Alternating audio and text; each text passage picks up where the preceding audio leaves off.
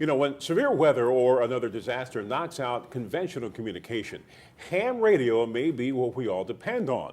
To some, it's just a hobby, but as SNN's John Woodruff tells us now, amateur radio operators can serve a very important role in emergency response. John?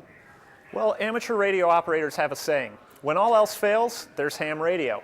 So it's easy to see why cell phones and the internet haven't killed a hobby built on antennas in Morse code.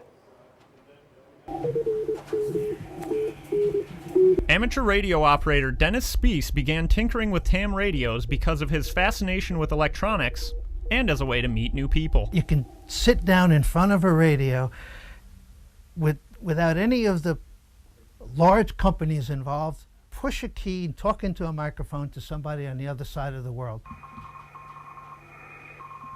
Most amateur radio operators are well versed in Morse code, and their mobile equipment can be set up anywhere.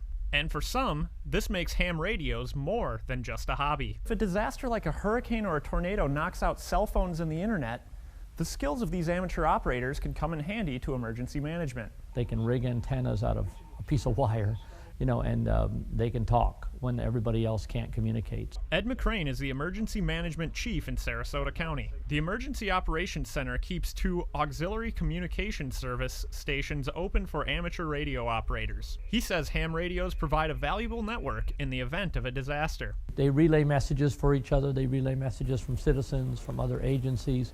The ones that work with us directly in emergency management will be communicating with them.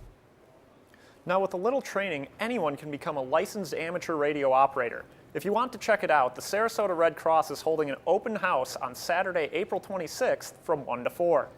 John, I used to do ham radio. It is more valuable than a lot of people realize. Thanks, John.